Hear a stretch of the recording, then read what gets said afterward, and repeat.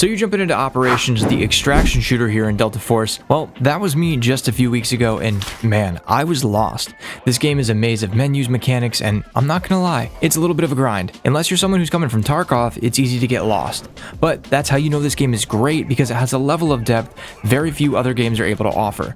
In this comprehensive beginner's guide, I'm unpacking all the confusing stuff, everything I wish I'd known when I first started, so you can understand what's going on and play it your way. Quick disclaimer before we get into it, this video is going to be explaining what everything is, what it does, how to navigate the menus, maps, and basic gameplay to help shorten the learning curve for new players. While yes, I'm going to be making some recommendations, this video is not going to be a deep dive into specific strategies or best weapon loadouts, so if you're an intermediate to advanced player, stick around, see if there's anything you didn't know, and if you have some tips, me and all the other new players would love to learn, so drop those golden nuggets in the comments section. First up, navigating the Blacksite. Right away, you're going to get hit with a massive UI that is well designed, but it has a lot of features and a lot going on. But don't get overwhelmed, I'm going to explain everything.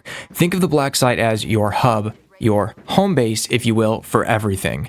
The developers have done something really cool here, and instead of just giving you a menu, they've actually created a full level that is your base called the Blacksite. Think of this like a 3D representation of the menu. You can walk around, interact with areas in the Blacksite, and do things like repair armor, buy or sell items on the auction house, or try out weapons at the firing range. But if you're trying to keep everything all in one place and move quickly between different parts of the game, like your inventory or the departments tab, like I often am, just walk up to any interactable station in the Blacksite or press tab and it will pull up the regular menu with everything. So now that we're in the menu, let's go over each section so you can find your way around after you're done watching this video.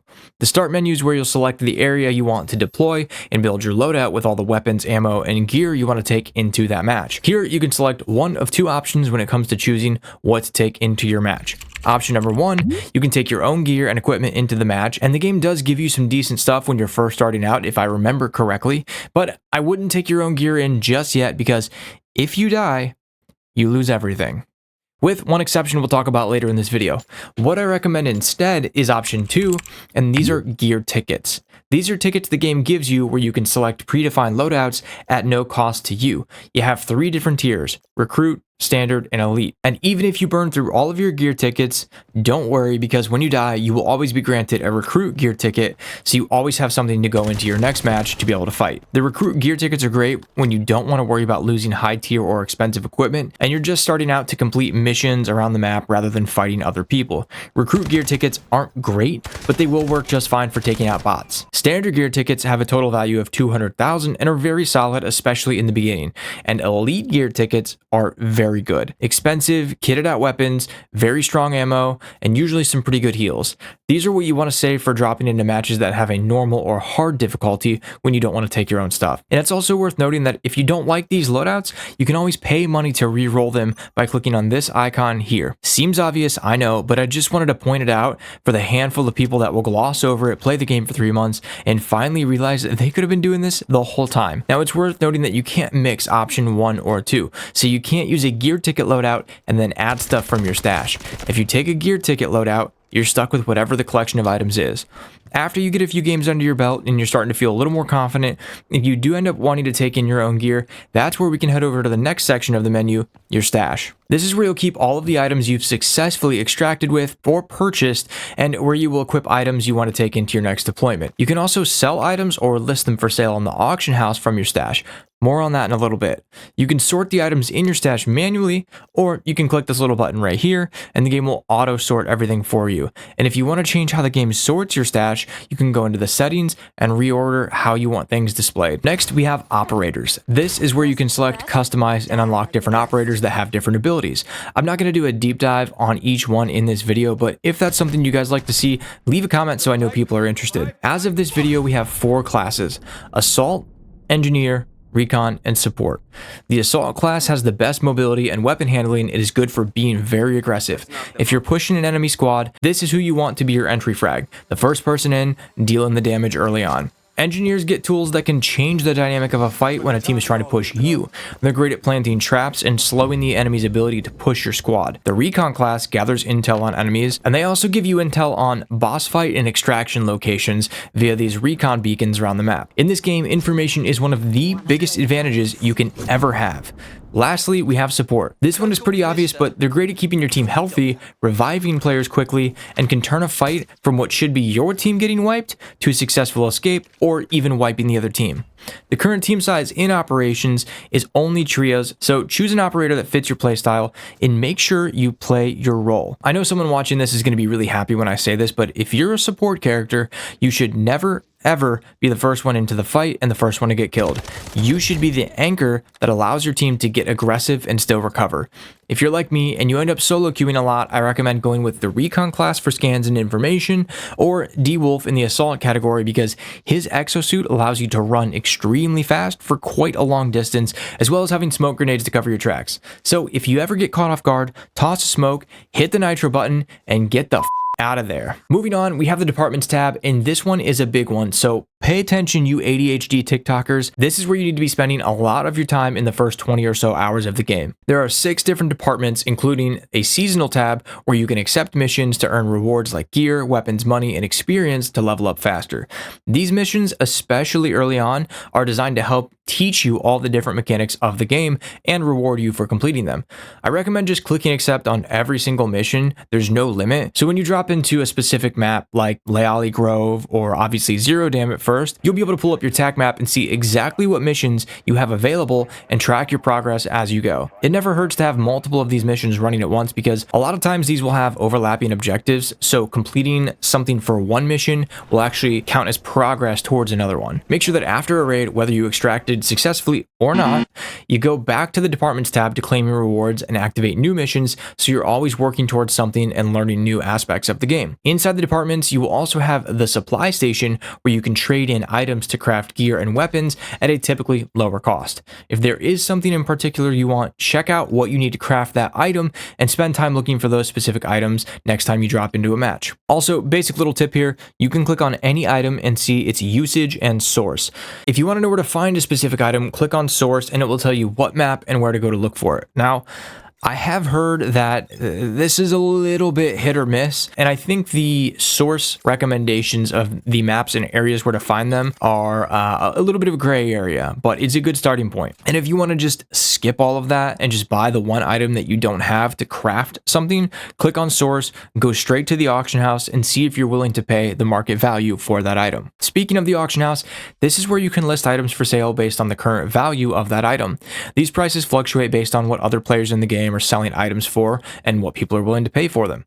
This is a good place to offload some of your expensive items that you don't need, and you can get way more money by selling them at auction rather than just quick selling them to the supply station. When you list an item for sale in the auction house, you can choose the price you want to sell it for. If you want to sell it for more money and you don't mind waiting a little bit longer, you can bump that price up. If you're like me and you want to sell items quickly, then just list it for the recommended price. Now, you can't just list everything you have and wait for all the money to come in. You have a limited number of slots available, so choose the items that are really worth selling at the auction, like unbound weapons and high tier items that other players need. As you progress further into the game, you will eventually be able to craft items at a much lower cost than what they sell for on the auction house, so you can make some good money. Once an item you've listed has been sold, you'll get a little notification in the top right hand corner of your screen, and you'll be able to go here and claim the money that you've earned for the sale. And one last thing I want to show you guys when it comes to selling things, if you come over here to your stash, you'll see this little cart icon, and when you click it, you're going to enter batch sell mode, and you're going to see this little checkbox pop up next to every single one of your items. And so if you want to sell a bunch of things quickly, you can just go ahead, check off all these boxes, and then click sell. Next, we have the Blacksite, which we kind of already talked about, but we're circling back because your home base gets its own section for upgrades.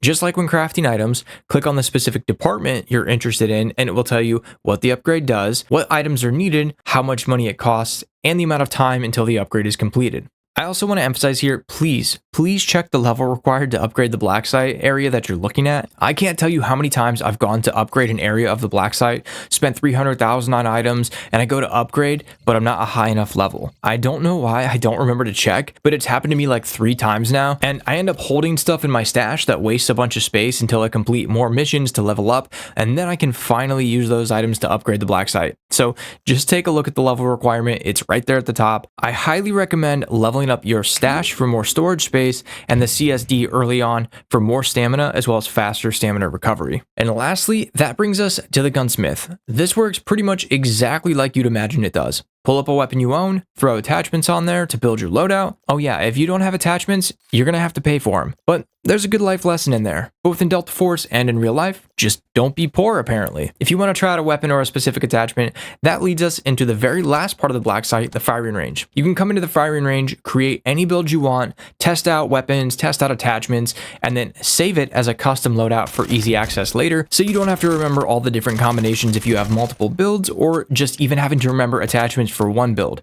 When you click into loadouts, you'll see recommended builds of each weapon. Now, some of these, well, remember that lesson we talked about earlier about not being poor? This applies here too. So that wraps up the entire Blacksite and menu navigation. Hopefully this helps you start to wrap your head around everything going on in Delta Force operations, because it's a lot to take in all at once. But now it's time to actually drop into a match. You know, get a little action. But first, before we go any further, I want to give a quick shout out to Squeezy, Justin, and Vespertillion, who have been teaching me a lot about this game during my live streams. If you want to jump into a live stream, say what's up, ask some questions, or if you've gotten value out of this video, make sure you hit the subscribe button and have notifications turned on so you can tune in the next stream. All right, let's get into some gameplay. Your first 10 or so games, you want to take it slow. Resist the urge to sprint around even if you go in with a gear ticket. It doesn't do you much good, and you won't learn very much if you just run in and die right away. Take your time, explore different areas of the map, look at your missions, and consider doing some of the blue objectives on the map.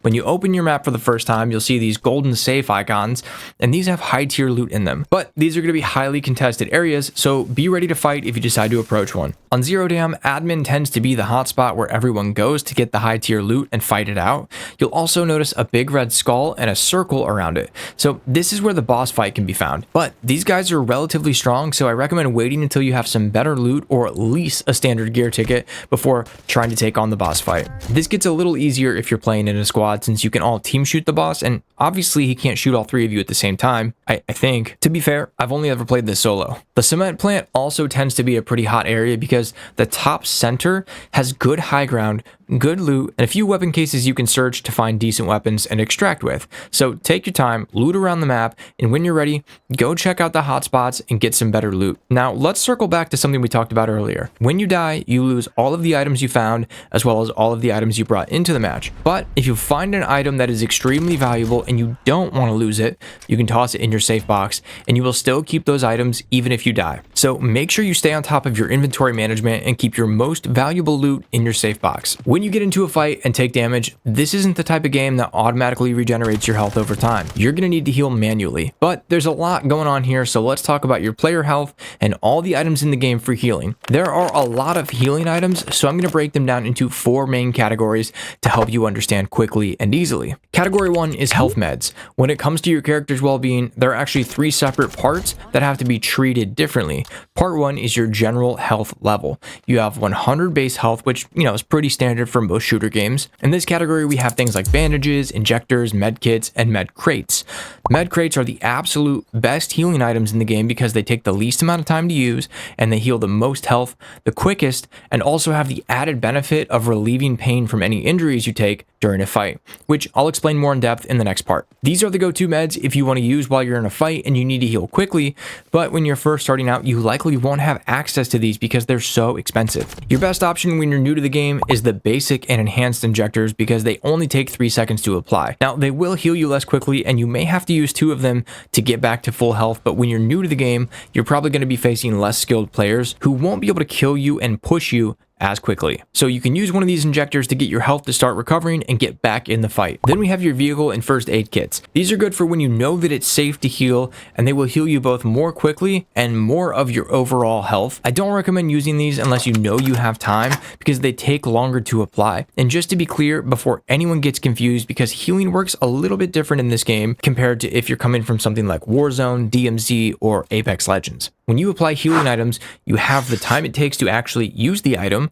These items don't start healing you right away. At about halfway through applying a med item, and then once you've completely applied the item, it will continue to heal you by the rate that is defined by the item. So if you use a basic injector, it takes 3.5 seconds to apply, and then after you finish applying it, your health will regenerate by 5 HP per second until you are either number 1, full health, or you've used all of the item. So if we look at the basic injector, the most it can heal us by is a total of 30 HP, and it recovers 5 health per second. So I just want to clear this up because in many other games, once you apply a healing item, it restores your health right away. Moving on, part 2 is your player's skeleton and organs. If you take enough damage or you get shot in certain places, your player will be injured.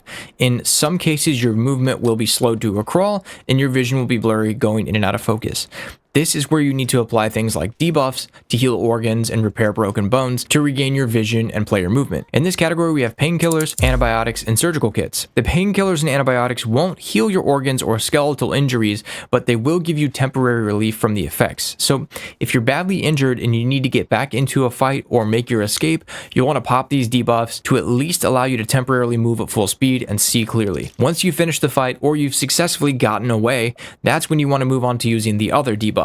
You can also preemptively take painkillers if you know you're about to get into a fight, and they will remove all vision impairments, and you'll be able to move at full speed even while injured during that fight. But when it comes to actually treating the injuries, just like we talked about with the med kits, the surgical kits are the best option here because they heal your injuries in the shortest amount of time, but again, they're the most expensive. So I don't recommend just burning through them when you're new, especially because early on you're probably going to be fighting the AI guards a lot, so you're better off just using simple surgical kits and cat tourniquets to heal your injuries. Once you've played a bunch of games, have started to extract successfully, saved up some money, leveled up a bit, and you start fighting real players, that's when you want to start using more expensive surgical kits. And a little side note about the cat tourniquet here, it can only heal bleeding injuries. It can't actually heal your fractured bones. You'll need at least a surgical kit for that. So that covers it for your player health and your player, let's just say, well-being. But we have one more category to talk about, and that's your helmet and armor repair kits.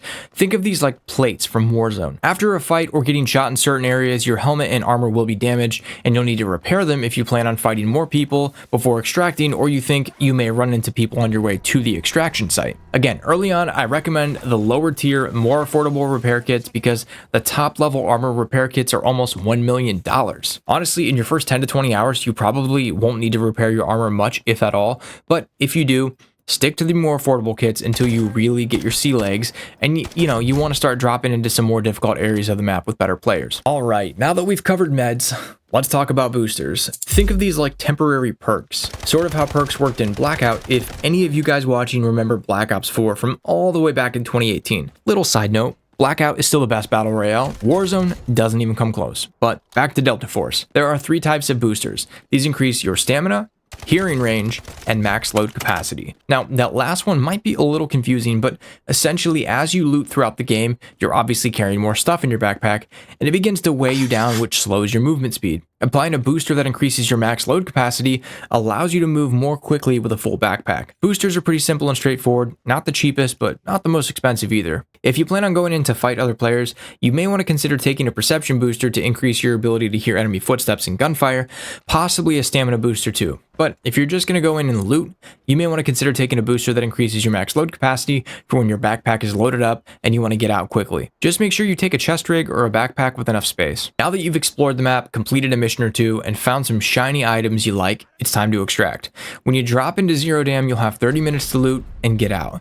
Around the map, there are a few extraction points, but each one of them has a condition except one. There's an extraction point that costs $10,000 to use, an extraction point that requires you to have below a certain weight of gear, an extraction point that needs to be revealed, and the elevator dam, which can be activated by going to one of these switch locations and turning it on. But be warned, when you activate the elevator extraction point, everyone near the area gets an alert that it's been activated, and once you get there, you have to survive the full duration of the timer, which I think is about 2.5 minutes to successfully extract. So you have to be careful not to get ambushed on your way there, or while extracting. Usually towards the end of the match, there's very few people left, and in fact, you might be the only squad. So once you're inside the 10-minute mark, you're usually pretty safe to use the elevator in the dam. When you first start out, you'll only have access to Zero Dam on easy mode, so you likely won't get paired up against players who have millions of dollars and are fully kitted with insane loadouts and super strong ammo.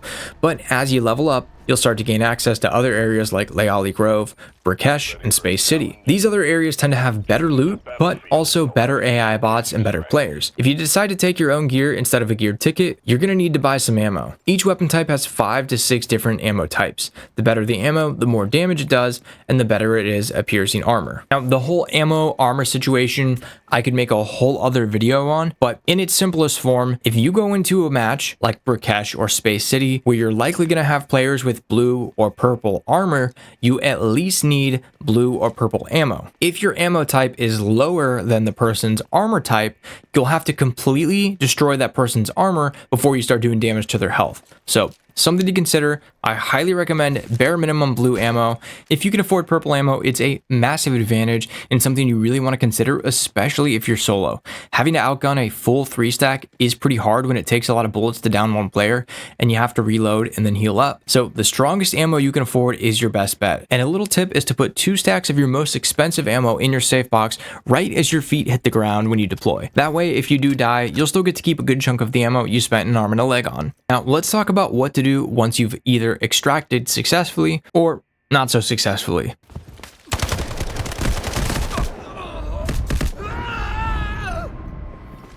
If you've completed an extraction, you'll be met with a menu screen showing you your current inventory from the game you just completed on the left and your stash on the right. You can leave everything as is, move a select few items over to your stash, or hit the move all button. I don't recommend hitting the move all button, and in most cases you're probably better off just returning to the lobby to deal with everything there, as you can't sell or list anything for auction on this screen. Plus, you're more than likely going to want to keep many of the items for your next match, like your helmet, backpack, vest, weapon, etc. I also like to frequently sell off items I know I don't need, so I don't bog down my stash with junk, which I had a real bad habit of early on because I didn't know what was valuable. I was a real hoarder for a minute there. I also want to check on any Blacksite upgrades I want to make or items I want to craft before I just fire sell everything. No matter if you died or extracted successfully, you also want to make sure you move items out of your safe deposit box so you can store more items on your next deployment. But don't worry if you forget, because the game holds your hand just a tiny little bit and it reminds you to empty your safe deposit box if you still have items when you go to start a new match. Now, you're probably wondering, what does this tiny little ranked box here do? Does it matter? And will my games be harder if I turn it on? Well, the answer is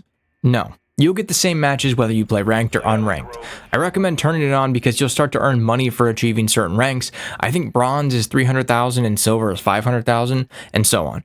So to be completely honest with you guys, there's not a lot of information publicly available about how the rank system works in Delta Force operations, but from people I've talked to, what little I can find on the internet and my own experience, it's essentially just giving you a score for playing the game. You won't be matched with anyone more or less skilled based on your rank. So turn it on, earn those rank points and free money.